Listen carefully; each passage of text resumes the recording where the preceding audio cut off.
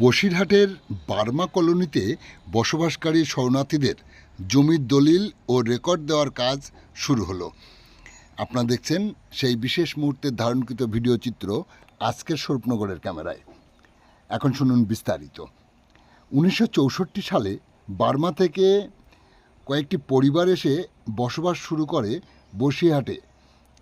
আর যেখানে তারা বসবাস শুরু করেছিল ওই এলাকার নাম হলো বসিরহাটের বার্মা কলোনি। বসিরহাট পৌর এলাকার 7 নম্বর ওয়ার্ডে। তখন থেকে দীর্ঘকাল বসবাস করে আসছে তারা, কিন্তু তারা এখনও তাদের জমির দলিল বা রেকর্ড পায়নি।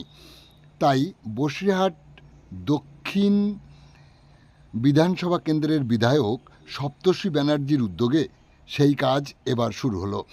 সপ্তর্ষি ব্যানার্জির উদ্যোগে জেলা শাসকের দপ্তর, মহকুমা শাসকের দপ্তর ও BLLROর উদ্যোগে এলাকা পরিদর্শন হলো আজ, এবং এলাকার মানুষের সঙ্গে প্রতিনিধি দল কথা বলল এবং প্রয়োজনীয় নথিপত্র খতিয়ে দেখল তারা। আপনারা দেখছেন সেই বিশেষ মুহূর্তের ধারণকৃত ভিডিও চিত্র আজকের স্বরূপনগরের ক্যামেরায়। আমাদের সাথে থাকুন, আর ভালো লাগলে চ্যানেলটি সাবস্ক্রাইব করে পাশে থাকুন। এই প্রসঙ্গে স্থানীয় বসিরহাট বার্মা কলোনির বসবাসকারীদের মধ্য থেকে স্বপন চক্রবর্তী সহ বিধায়ক সপ্তর্ষি ব্যানার্জি কি বললেন শোনাবো আপনাদের।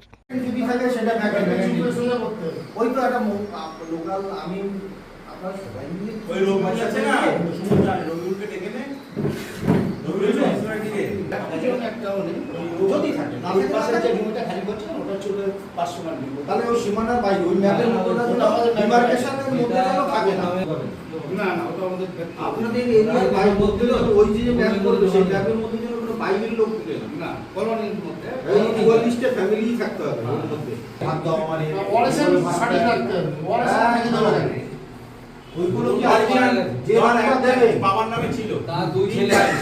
হ্যাঁ ছেলেরা বড় দাবি করছে আমার সেখানে পাঁচ নামে একজনের নামে জামিন নামে থাকলে ও মিটাতে পারবে। পরে আপনারা আমি তো সেইটাই বুঝিয়েছি একটা মিনিট একজনের নামে রেকর্ড হবে সেইটা পরবর্তীকালে আমরা পরবর্তীকালে ওরা তো আজকে কারা এসছে আর কেনই বা এসছে, আর আপনারা কোথা থেকে এসছেন, কতদিন আগের থেকে এসেছেন? আমরা বার্মা থেকে এসেছি। 65 সালে, কেউ এসছে 66 সালে, 64তেও কেউ এসছে। তো এইভাবে বার্মা থেকে আমাদের আসার কারণ হলো বার্মা গভর্নমেন্ট ওরা সার্কুলার জারি করলো কি আমার এখানে ন্যাশনালিটি নিয়ে থাকতে হবে। এখন ওদের ন্যাশনালিটি নিয়ে থাকতে গেলে আমাদের বুদ্ধিস্ট হতে হবে। এখন আমরা যেহেতু ইন্ডিয়ান, আমরা তো ওদের ন্যাশনালিটি নেব না। আমাদের এখানে প্রত্যেকের ওখানে ব্যবসা বাণিজ্য যা ছিল সেগুলো ওরা সিজ করে নেয়। সিজ করে নিয়ে বললো আপনারা ন্যাশনালিটি নিতে পারেন, তাহলে থাকবেন, না হলে আপনারা এখান থেকে চলে যেতে হবে। অর্নামেন্টস ক্যাশ আপনারা তুলে নিন, দোকানপত্র যা আছে সিল করে দিলাম, তার এগেনস্টে আপনাদের কিছু ভ্যালুয়েশন আমরা দেবো। এই দেবো বলে বলে বছরখানেক আমরা থেকে যা আছে সেগুলো খেয়ে দিয়ে শেষ হয়ে যাচ্ছে। তখন বাধ্য হয়ে আমরা এখানে চলে আসি।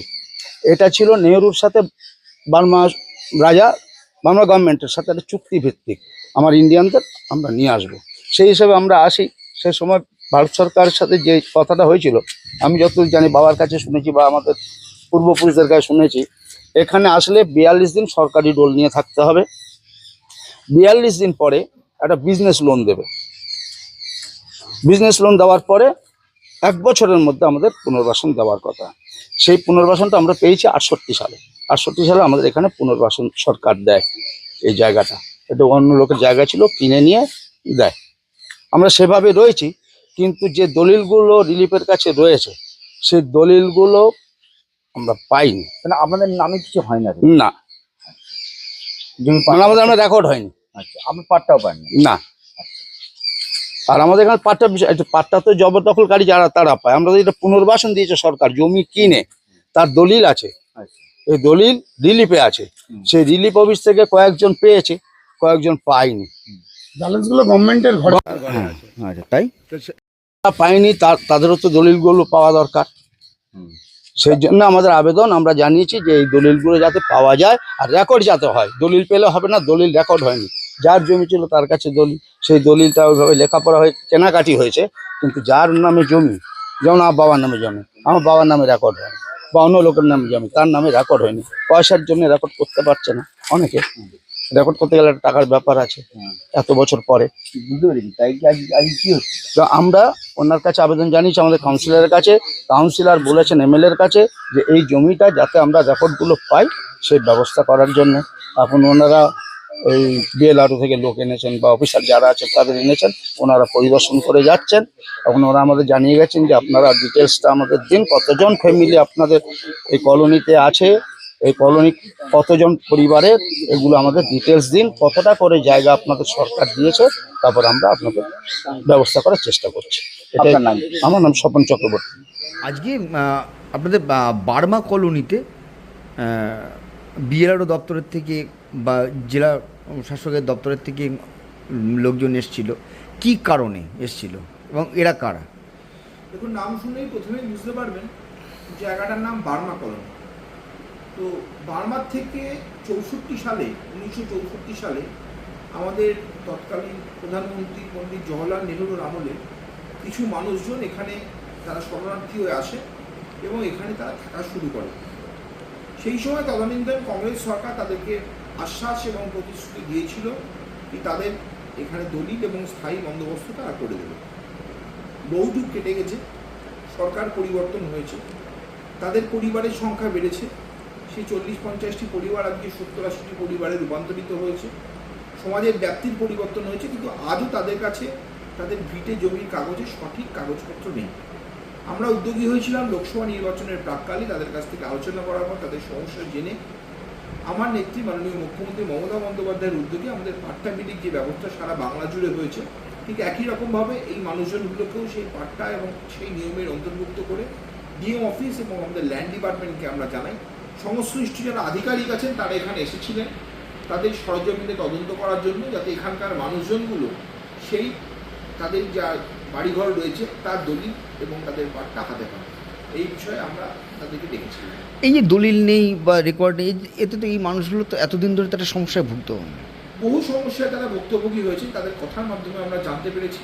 তাদের সংখ্যা খুব পরিমাণে কম হলেও এই দলিল না থাকার কারণে সরকারি বহু সুযোগ সুবিধা, জল থেকে শুরু করে সরকারি বাড়ি থেকে শুরু করে তার সুবিধা থেকে তারা বঞ্চিত ছিলেন এবং সেটা তাদের মনে ক্ষোভ জমেছিল। এবং যখন আমরা লোকসভা নির্বাচনের প্রাক্কালে এটা জানতে পারি, সংশ্লিষ্ট কাউন্সিলরের মাধ্যমে আমরা তাদের সহযোগিতায় আমরা চাইছি আমাদের নেত্রী মমতা বন্দ্যোপাধ্যায় সারা বাংলা জুড়ে যেভাবে পাট্টা বিতরণ করেছে, এই মানুষগুলোর হাতে পাট্টা এবং দলিলের ব্যবস্থাও, যাতে আগামী দিনে কোনো সুযোগ সুবিধা থেকে তারা বঞ্চিত না হয়, তার ব্যবস্থা করা হচ্ছে। তার একটা শীঘ্র ব্যবস্থা আমরা উদ্যোগ নিয়েছি। এবং আমি সরাসরি ডিএম এবং ল্যান্ড ডিপার্টমেন্ট এবং সংশ্লিষ্ট আধিকারিকদের সাথে যোগাযোগ রেখে এবং আমার স্থানীয় কাউন্সিলর মাননীয় কৌশিক দত্ত খুব সাহায্য করছেন পুরো ব্যাপারটা। সেই কারণে কি তারা এসেছিল আর কি? আজকে সেই জন্যই সংশ্লিষ্ট আধিকারিকরা এসেছিলেন এই বিষয়ে সরাসরি তাদের পর্যবেক্ষণ এবং তদন্ত করার জন্য।